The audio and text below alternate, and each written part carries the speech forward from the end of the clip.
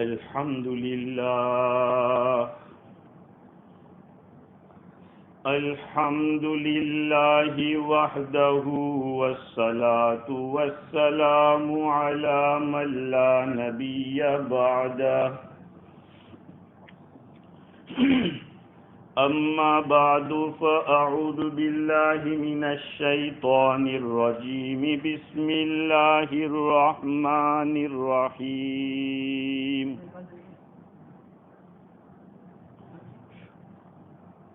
إن الذين يؤذون الله ورسوله لعنهم الله في الدنيا والآخرة وأعد لهم عذابا مهينا صدق الله العظيم. عن علي رضي الله تعالى عنه قال قال رسول الله صلى الله عليه وسلم من سب نبيا فاقتلوه ومن سب أصحابي فاضربوه رواه الهيثمي. بزرگوں، پیارے بھائیوں، آپ جانتے ہیں کہ آج کل میڈیا کے اندر ایک اہم مسئلہ چل رہا ہے، وہ ہے حضور اکرم صلی اللہ علیہ وسلم کی شان میں گستاخی۔ مجھے آپ حضرات کی خدمت میں یہ عرض کرنا ہے کہ یہ مسئلہ کتنا نازک ہے۔ اسلام کے اندر شان رسالت میں گستاخی کرنا اتنا بڑا جرم ہے۔ قرآن مجید کے اندر بھی اس کا تذکرہ آیا ہے۔ میں نے جس آیت کریمہ کا سہارا لیا، اس آیت کریمہ کو اللہ رب العزت نے درود شریف پڑھنے کی جو آیت ہے، اس آیت کے بعد بیان کیا، اور اس آیت میں اللہ اور اس کے رسول کو تکلیف پہنچانے والے کی کیا سزا ہے، اس کو بیان کیا ہے۔ حق تعالی شانہ فرماتے ہیں ان الذين يؤذون الله ورسوله لعنهم الله في الدنيا والآخرة وأعد لهم عذابا مهينا۔ یقیناً وہ لوگ جو تکلیف پہنچاتے ہیں اللہ کو اور اس کے رسول صلی اللہ علیہ وسلم کو، اللہ تعالیٰ نے ان کے اوپر لعنت بھیجی ہے، دنیا میں بھی اور آخرت میں بھی، اور ان کے لیے رسوا کرنے والا عذاب تیار کر رکھا ہے۔ اس کے بعد جو آیت ہے وہ ان لوگوں کے بارے میں ہے جو ایمان والوں اور ایمان والیوں کو ستاتے، اس کی سزا بتلائی۔ اب آپ سوچئے اس بات کو کہ رسول اکرم صلی اللہ علیہ وسلم کے ستانے کو اللہ تعالی کے ستانے کے ساتھ بیان کیا ہے، اور دنیا اور آخرت کی لعنت ہے۔ سب سے پہلی بات تو یہ کہ اللہ کو کیا ستائے گا کوئی؟ ان الذین یؤذون اللہ، یقیناً وہ لوگ جو اللہ کو ستاتے ہیں، ورسولہ، اور اس کے رسول کو، یعنی اللہ کے رسول۔ تو اللہ تعالیٰ کو کیسے ستایا جائے گا؟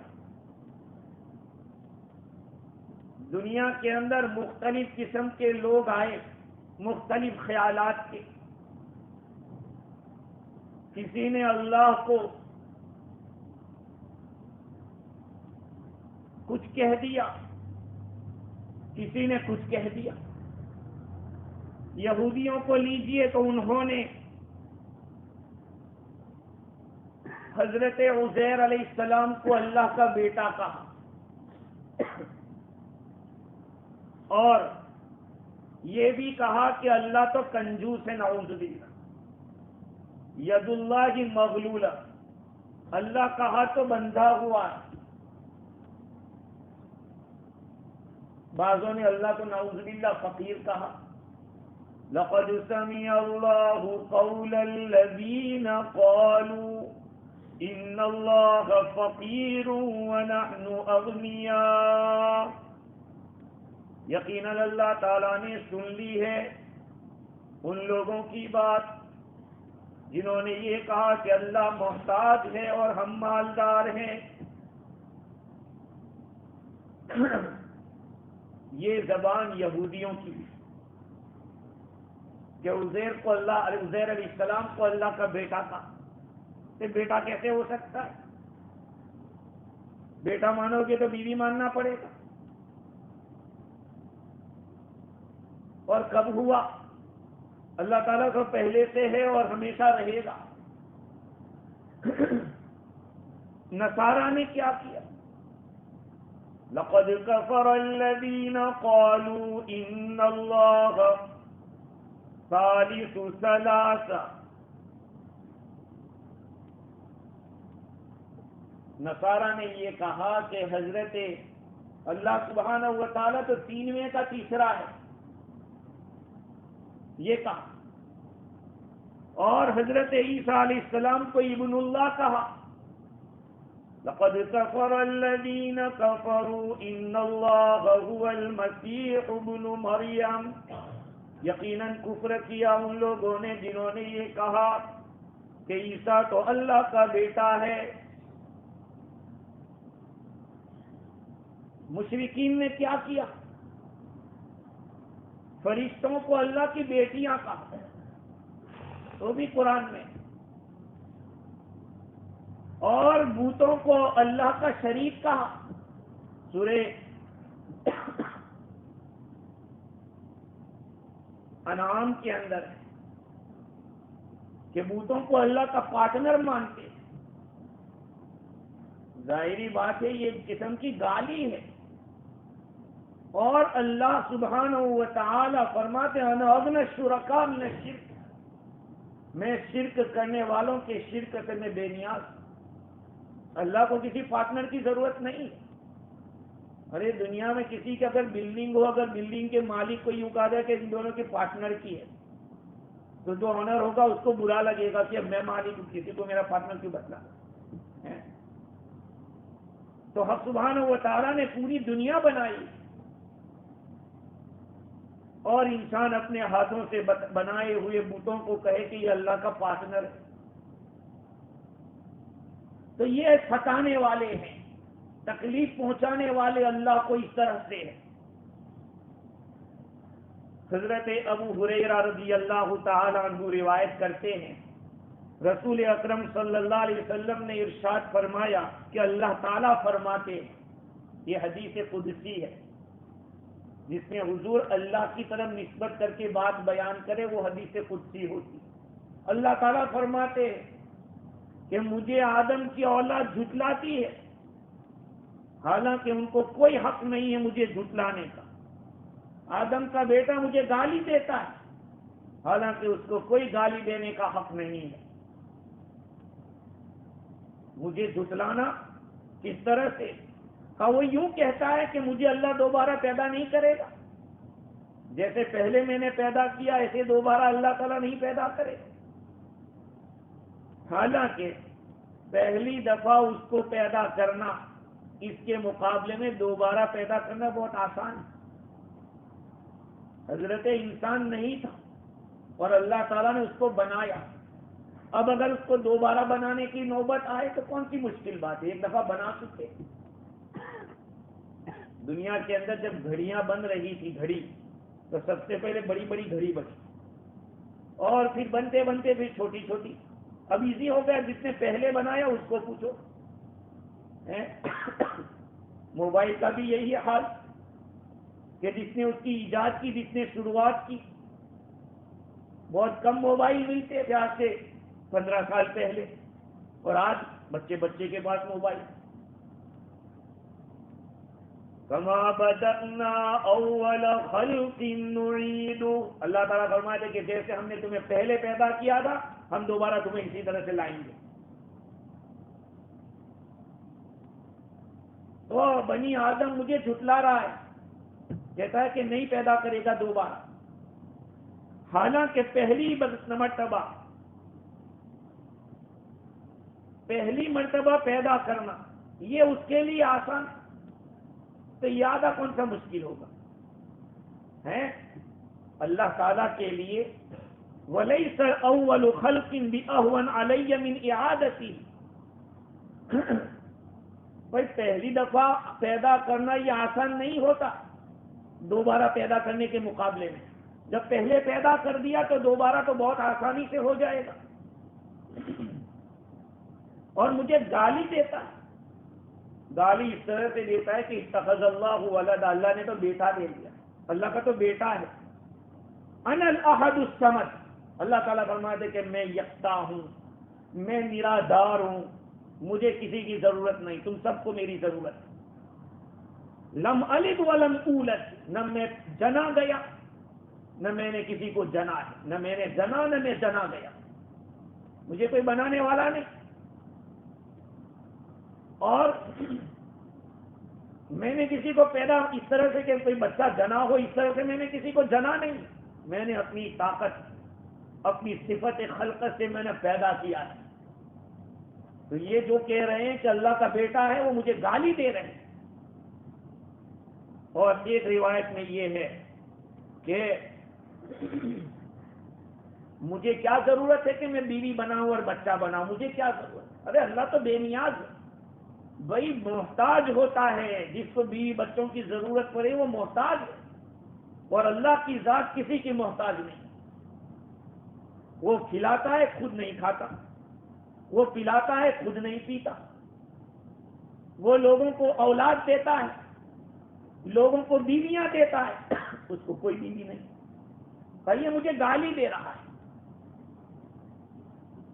دوسری ایک روایت ہے، حضرت ابو ہریرہ رضی اللہ عنہ فرماتے ہیں حضور اکرم صلی اللہ علیہ وسلم نے ارشاد فرمایا مجھے ابن آدم گالی دیتا ہے. یؤذینی ابن آدم، مجھے آدم کا بیٹا گالی دیتا ہے. یسب الدہر، زمانے کو گالی دیتا. کہتے ہیں نا زمانہ بگڑ گیا. لوگ کیا کہتے ہیں؟ زمانہ بگڑ گیا. زمانہ نہیں بگڑا ہے. سورج بھی وہی، چاند بھی وہی، زمین بھی وہی، آسمان بھی وہی، سب کچھ وہ ہے. انسان بدل گیا ہے، انسان کی سوچ بدل گئی، انسان کی نیت بدل گئی، انسان کے کردار بدل گئے، اعمال بدل گئے، اور اسی کے مطابق وہ فیصلے کرتا ہے. اس لیے تم زمانے کو گالی مت دو کہ زمانہ بگڑ گیا ہے. وَأَنَا الدَّهْرُ، کہ اللہ تعالیٰ فرماتے زمانہ تو میں ہوں، میں زمانے کو الٹ پلٹ کرتا ہوں، زمانے کو پھیرنا یہ میرا کام ہے. بِيَدِي الْأَمْرُ، سارا معاملہ میرے قبضے میں ہے. اقلب اللیل والنہار، میں رات اور دن کو الٹ پلٹ کرتا ہوں. ایک اور روایت کہ علماء فرماتے ہیں کہ اللہ تعالیٰ کو تکلیف پہنچانے کا مطلب یہ کہ اللہ کے ناموں سے دوسروں کو نام دینا، اللہ کے ناموں میں چینجنگ کرنا. کسی کو رحمان کہہ دیا تو بلانا او رحمان، ارے رحمان تو اللہ ہی ہے، اس کے سوا کوئی رحمان نہیں. عبد الرحمان ہو سکتا ہے، کسی کو آپ رحمان نہیں کہہ سکتے، کیونکہ رحمان تو خالص اللہ کے لیے ہے. غفور، غفار، مغفرت کرنا وہ اسی کا کام ہے. آپ کسی کو غفار نہیں کہہ سکتے، آپ کسی کو رزاق نہیں کہہ سکتے. هو الرزاق، ان اللہ هو الرزاق، روزی دینے والا وہی ہے. آپ کسی کو رزاق نہیں کہہ سکتے، عبد الرزاق کہہ سکتے ہیں. یہ اللہ کا خاص کام ہے رزق دینا. تو جو لوگ اس طرح کرتے ہیں وہ اللہ کو ستا رہے ہیں، اللہ کو تکلیف پہنچا رہے ہیں. اسی لیے تو کہتے ہیں کہ علم حاصل کرو، کسی کو کس طرح پکارنا ہے، کیا نام، کس نام سے بلایا جائے. نہیں نام آتا تو محمد کہہ کر بلاؤ، نہیں نام آتا ہے تو عبداللہ کہہ کے پکارو. اللہ کا بندہ تو ہے ہی نہیں، کوئی بھی ہوگا اللہ کا تو بندہ ہی ہے. تو اس آیت کے پہلے حصے میں اللہ تعالیٰ نے فرمایا کہ جو لوگ اللہ کو تکلیف پہنچاتے ہیں، اور بازو میں فرمایا کہ اور اس کے رسول کو تکلیف پہنچاتے ہیں. ظاہری بات ہے، اللہ کو ستانا، رسول کو ستانا، یہ تو ہمارا اللہ، میرا اور آپ کا ایمان اللہ پر ہے، میرا اور آپ کا ایمان اللہ کے رسول کے اوپر ہے. قرآن کہتا ہے کہ جو یہ کر رہا ہے اللہ تعالیٰ نے ان کے اوپر لعنت بھیجی ہے، دنیا میں بھی اور آخرت میں. ایک اور روایت دیکھیے، حضرت ابو زرع فرماتے ہیں کہ میں نے حضرت ابو ہریرہ رضی اللہ عنہ کو فرماتے ہوئے سنا کہ رسول اللہ صلی اللہ علیہ وسلم فرما رہے تھے کہ اللہ تعالیٰ نے فرمایا کہ اس سے بڑا ظالم کون ہوگا جو میرے پیدا کرنے کی طرف پیدا کرنے جا رہا ہے.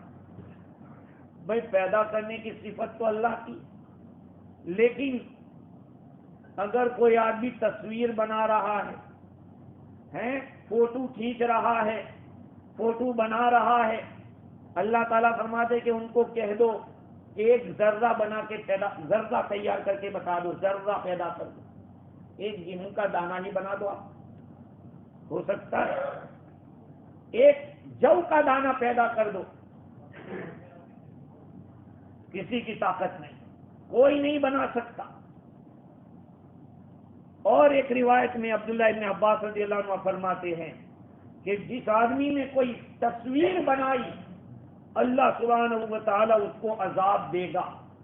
کیسا عذاب؟ عذاب اس میں روح پھونک دیتے اور وہ کبھی بھی اس میں روح نہیں ڈال سکتا. بعض علماء فرماتے ہیں کہ اللہ تعالیٰ کو تکلیف دینے کا معنی ہے اس کے حکموں کو پورا نہ کرنا، اس نے جن باتوں کا حکم دیا ہے وہ نہ کرنا، اور جن باتوں سے اس نے روکا ہے اس سے نہ رکنا.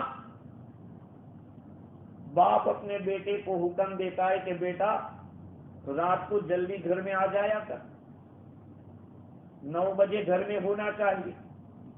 اب بیٹا مانتا نہیں اور 2 بجے 12 1 بجے آتا ہے تو باپ کو خوشی ہوگی؟ تکلیف ہوگی کہ میرا کہنا یہ مانتا نہیں ہے. تو حق سبحانہ و تعالیٰ کا سب کچھ ہے، اگر ہم اس کے حکم کو پورا نہیں کریں گے اور اس نے جن باتوں سے روکا ہے اس سے ہم نہیں رکیں گے تو کیا اس کو تکلیف نہیں ہوگی؟ ہم اس کو ستانے والے نہیں ہوں گے؟ ہاں، بعض علماء فرماتے کہ یہ بات ہے کہ جو اللہ اور اس کے اللہ کے حکم کے خلاف کر رہے ہیں وہ اللہ کو تکلیف پہنچا رہے ہیں. دوسرے نمبر پر فرمایا کہ جو لوگ رسول اللہ صلی اللہ علیہ وسلم کو تکلیف پہنچاتے ہیں، حضور کی تکلیف کیسے ہوگی؟ آپ صلی اللہ علیہ وسلم کا چہرے مبارک زخمی کیا گیا احد کے اندر، آپ کے دانت مبارک شہید ہو گئے، آپ کو کسی نے جادوگر کہا نعوذ باللہ، کسی نے شاعر کہا، کسی نے کہا کہ یہ تو کسی سے سیکھا ہوا ہے، سکھایا ہوا ہے، کسی نے مجنون کہا. یہ ساری باتیں حضور کی شان کے خلاف تھی. یہ سارے کہنے والے اس وعید میں داخل ہیں. ہم لوگ میڈیا میں دیکھ کر یہ سوچتے ہیں کہ اتنی سی بات. کبھی بھی میرے بھائیوں یاد رکھ لینا، اللہ اور اس کے رسول اسی طرح اور کوئی بھی نبی، ہمارے نبی ہی نہیں اور کسی نبی کو بھی کسی نے برا بھلا کہا، کفر کیا، اس نے کفر کیا. تفسیر مظہری کے اندر لکھا ہے کہ آپ صلی اللہ علیہ وسلم کی شخصیت میں کس نے طعنہ لگائی، یا آپ کے دین کے بارے میں یا آپ کے نسب کے بارے میں یا آپ کی صفت کے بارے میں یا کسی بھی طرح کی کوئی ایسی بات کہی جس سے حضور کی شان میں گستاخی ہو رہی ہے، حضور پر کوئی عیب لگ رہا ہے، چاہے وہ اشارے سے ہو، چاہے اوپنلی ہو، یا چاہے کسی اور طریقے سے لکھ کر ہو یا بول کر ہو، اس نے کفر کیا ہے۔ اور اللہ تعالیٰ نے ایسے لوگوں پر لعنت بھیجی ہے، دنیا میں بھی اور آخرت میں بھی۔ چنانچہ احادیث شریفہ کے اندر ہے کہ یہ آیت کیوں نازل ہوئی۔ یہ جو وعید ہے کہ جو اللہ اور اس کے رسول کو تکلیف پہنچاتے ہیں ان پر دنیا اور آخرت میں اللہ نے لعنت بھیجی اور رسوا کن عذاب تیار کر رکھا ہے، یہ آیت کریمہ کن لوگوں کے بارے میں نازل ہوئی؟ ابن عباس رضی اللہ تعالی عنہما روایت کرتے ہیں کہ جن لوگوں نے حضرت صفیہ بنت حیی کے ساتھ آپ صلی اللہ علیہ وسلم نے نکاح کیا، اس پر کچھ لوگوں نے طعنہ کسا یا کچھ برائی کی، اللہ تعالیٰ نے ان کے بارے میں یہ آیت نازل کی۔ اور بعض حضرات کا کہنا یہ ہے کہ عائشہ صدیقہ رضی اللہ تعالی عنہا کے اوپر عبداللہ ابن ابی منافق اور اس کے کچھ ساتھیوں نے الزام لگایا، اس الزام کی وجہ سے اللہ تعالیٰ نے یہ آیت نازل فرمائی۔ حضرت علی رضی اللہ تعالی عنہ کی روایت ہے مرفوع، جس کو میں نے خطبے میں پڑھا۔ وہ اصل روایت یہ ہے، من سب نبیا فاقتلوا ومن سب اصحابی فاضربوا، جو آدمی کسی نبی کو گالی دے، کسی نبی کو، دیکھو کسی بھی نبی کو گالی دے، فاقتلوا، وہ قتل کر، اور جو کسی میرے صحابہ میں سے کسی صحابہ کو گالی دے تو اس کو پورے لگاؤ۔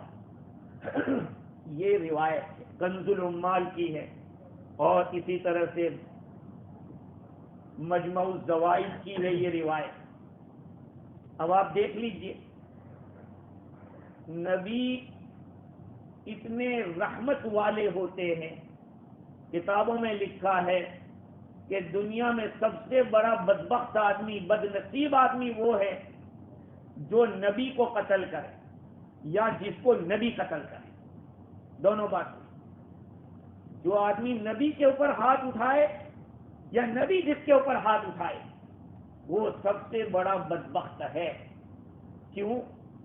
اس لیے کہ وہ تو سراپا رحمت ہوتے، ان سے کسی کو تکلیف ہوتی نہیں، اور پھر بھی نبی اس پہ ہاتھ اٹھا رہے ہیں، اس کو مار رہے ہیں، اس کا یہ مطلب کہ یہ بڑا بدبخت ہے۔ یا یہ کہ سراپا رحمت ہوتے ہوئے ان پہ کوئی ہاتھ اٹھا رہا ہے، یہ بدبخت۔ تو میں یہ عرض کر رہا تھا کہ حضور اکرم صلی اللہ علیہ وسلم کی شان میں گستاخی ایک بہت بڑا جرم ہے۔ اب یہ چاہے کوئی مسلمان کرے چاہے غیر کرے، اس کی یہ سزا ہے، اس کی یہ سزا ہے۔ اور ماضی میں ایسا ہو چکا ہے، حضور اکرم صلی اللہ علیہ وسلم کی زندگی میں بھی جس نے ایسی حرکت کی اس کے ساتھ ایسا کیا گیا۔ علامہ خطابی یہ کہتے ہیں کہ میرا جہاں تک علم ہے، میرا جہاں تک علم ہے، علامہ خطابی فرماتے ہیں مجھے کسی کے بارے میں معلوم نہیں کہ اس حکم میں کسی نے مخالفت کی، اس حکم میں یعنی نبی کی شان میں گستاخی کرنا، اس کی سزا قتل ہے، شرعی سزا قتل ہے۔ اس میں کسی عالم نے اعتراض نہیں کیا، اپوز نہیں کیا، سب کا اتفاق۔ سوچئے کہ کتنا سنگین مسئلہ ہے۔ اور علماء لکھتے ہیں کہ یہ اللہ کے حقوق میں سے ایک حق ہے، اللہ کے حقوق میں سے ایک حق ہے اس کو قتل کرنا۔ کیوں؟ اس لیے کہ آج کی دنیا میں بھی حضور اکرم صلی اللہ علیہ وسلم کو غیر بھی مانتے ہیں۔ ہاں، اس لیے کتنے غیر بھی کھڑے ہو گئے کہ محمد صاحب کہہ رہے. میرے بھائیوں، ہمارا تو ایمان ہے، قرآن نے جو کہہ دیا وہ حق ہے، اس لیے ہمارا خون کھولنا یہ ضروری ہے. خون کھولنا ضروری ہے. جو بھی مسلمان ادنا درجے کا بھی ہوگا وہ اس کو برداشت نہیں کرے. ہاں، اس لیے کہ مسلمان چاہے کتنا خراب کیوں نہ ہو، اس کے دل میں اللہ کے نبی کی محبت تو ہوتی ہے. بھئی کمزوریاں ہم سب میں ہیں، اعمال کے اعتبار سے کمزوریاں ہیں، لیکن عقیدے کے اعتبار سے مضبوط ہونا بہت ضروری ہے. صحیح حدیث میں ہے، کعب بن اشرف ایک یہودی تھا. کعب بن اشرف حضور اکرم صلی اللہ علیہ وسلم کو برا بھلا کہتا تھا، حضور کے ستانے کے در پہ رہتا تھا اور پلاننگ کرتا رہتا تھا حضور کو مارنے کی اور ستانے کی. اللہ کے رسول صلی اللہ علیہ وسلم نے فرمایا، من لکعب بن الاشرف، بھئی کون ہے جو کعب بن اشرف کی خبر لے؟ کون ہے جو اس کا حساب چکتا کر دے؟ اس لیے کہ فَإِنَّهُ يُؤْذِي اللَّهَ وَرَسُولَهُ، اس لیے کہ وہ اللہ اور اس کے رسول کو ستا رہا ہے، وہ اللہ اور اس کے رسول کو تکلیف پہنچا رہا ہے. آپ صلی اللہ علیہ وسلم نے کچھ لوگوں کو روانہ کیا اور اس کو اچانک سبخوں مار کے اس کو ختم کیا، قتل کروایا. کئی واقعات ہیں میرے بھائیوں کہ جس نے آقا صلی اللہ علیہ وسلم کی شان میں گستاخی کی اس کا حساب لیا گیا. کئی نام ہے روایت کے اندر. قاضی ایاز مالکی نے کتاب الشفا کے اندر تفصیل سے واقعات لکھے. چنانچہ ایک آدمی تھا، حضور صلی اللہ علیہ وسلم کو برا بھلا کہتا تھا. اللہ کے نبی نے فرمایا، من یکفینی عدوی، میرے دشمن کو میری طرف سے کون کافی ہوگا؟ حضرت خالد بن ولید رضی اللہ عنہ کیا کہ آنا، اللہ کے رسول میں تیار ہوں. حضور نے بھیجا، ان کو سر قلم کر دیا، قتل کر دیا اس کو. اسی طرح سے کفار کی بہت ساری ایسی ایک جماعت تھی جو اس طرح کے دھندے کرتی، حضور کو ستاتی تھی، گالیاں دیتی. نضر بن حارث ہے، عتبہ بن ابی معیط ہے. فتح مکہ سے پہلے بھی اور فتح مکہ کے بعد بھی جن لوگوں نے اللہ کے نبی کی شان میں گستاخی کی اس کا حساب لیا گیا. یہ دنیا میں لعنت کیا ہے؟ اللہ تعالیٰ فرماتے، ان الذين يؤذون الله ورسوله لعنهم الله في الدنيا والآخرة. یقیناً وہ لوگ جو اللہ اور اس کے رسول کو تکلیف پہنچاتے ہیں، اللہ تعالیٰ نے ان کے اوپر لعنت بھیجی ہے، دنیا میں بھی اور آخرت میں بھی، اور ان کے لیے رسوا کن عذاب تیار کر رکھا ہے. اس لیے گستاخ رسول کے معاملے میں نرمی نہیں برتی گئی. ہاں، اور علماء نے لکھا کہ چاہے وہ ایمان والا ہو یا نہ ہو، کتنے لوگوں کو جنہوں نے حضور کے زمانے میں اس طرح کی گستاخی، یہاں تک کہ ایک عورت اس طرح سے کام کرتی اس کو بھی قتل کروایا گیا. ہاں میرے بھائیوں، اللہ تعالیٰ نے اپنے نیک بندوں کے لیے دنیا کے اندر اس طرح کے لوگ رکھے جو ان کی برائیاں کرتے ہیں، لیکن ہم ایمان والے ہیں. ہمارا حضور صلی اللہ علیہ وسلم کے اوپر پورا عقیدہ ہے کہ آخری نبی، سارے نبیوں کے سردار، اور آپ ہی کی اطاعت و فرما برداری میں ہم سب کی کامیابی اور رہتی دنیا تک کے انسانوں کی کامیابی سب کچھ ہے. اب ظاہری بات ہے ان کے بارے میں اگر کوئی لفظ ایسا بول دے وہ قابل برداشت نہیں ہے. امام مالک رحمت اللہ علیہ سے خلیفہ ہارون رشید نے پوچھا کہ ایک آدمی ہے، اس نے حضور کو گالی دی ہے تو کیا کیا جائے؟ فقہائے عراق کا یہ فتویٰ ہے کہ ان کو کورے سے مارا جائے۔ یہ ہارون رشید نے سوال کیا امام مالک رحمت اللہ علیہ۔ امام مالک رحمت اللہ علیہ غصے ہو گئے اور کیا فرمایا؟ یا امیر المومنین ما بقاء الامت بعد شتم نبینا بعد شتم نبیہا۔ اے ہارون رشید بادشاہ، ایک بات کا جواب دیجئے، اس امت کا بقا ہی کیا ہے جبکہ ان کے نبی کو گالی دی گئی؟ جس نبی کو گالی دی گئی اس نبی کی امت کا اب رہنا کیسا؟ اور فرمایا کہ من شتم الانبیاء قتل ومن شتم اصحاب النبی جلد۔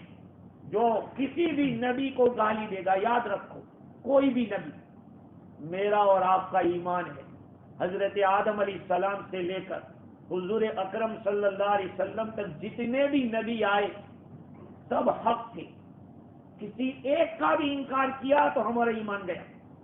لا نفرق بین احد من رسول، ہم اللہ کے رسولوں میں سے کسی میں تفریق نہیں کرتے۔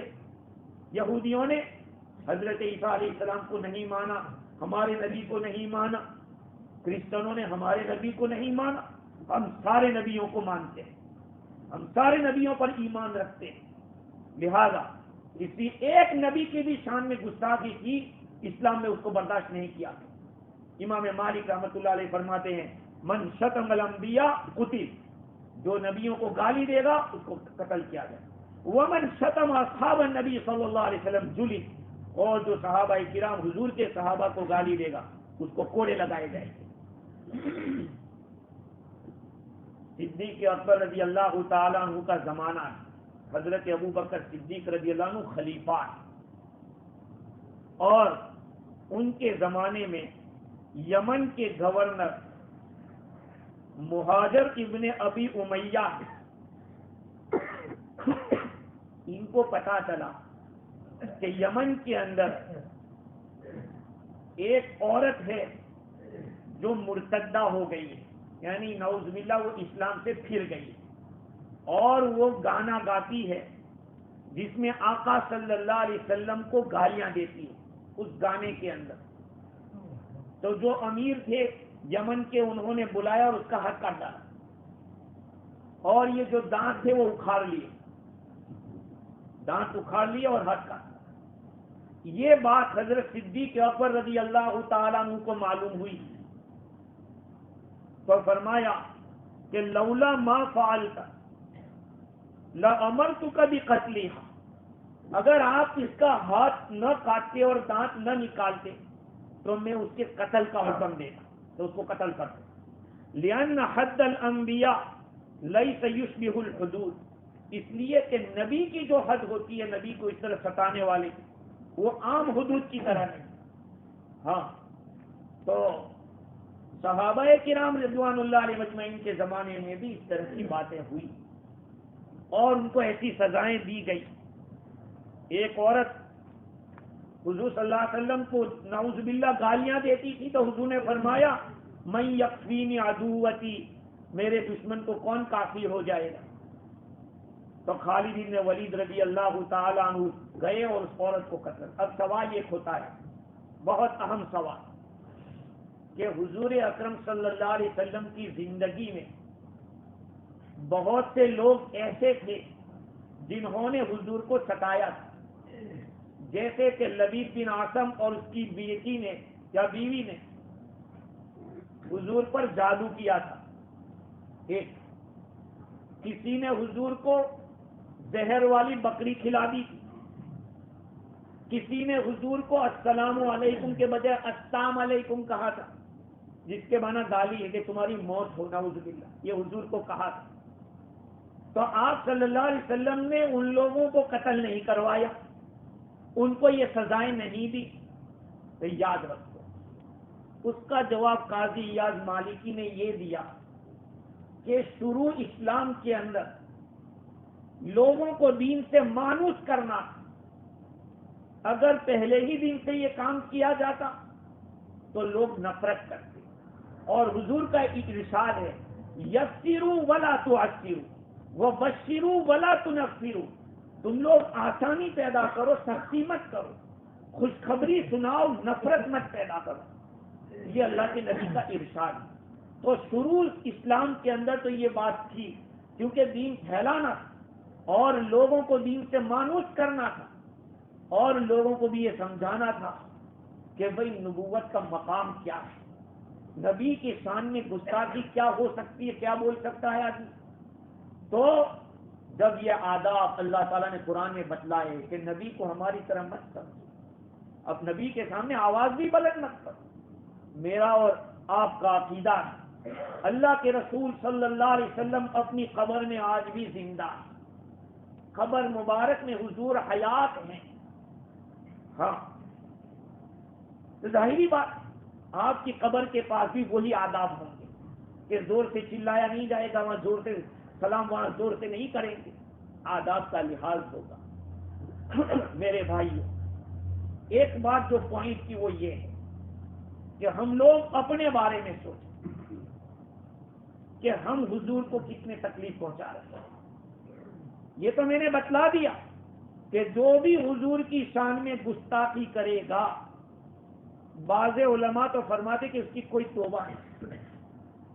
اگر کوئی کافر ہے، غیر ہے، اور وہ اسلام میں اب داخل ہو رہا ہے تو دوسری بات ہے، لیکن اکثر علماء فرماتے ہیں کہ نہیں، اس کی توبہ نہیں.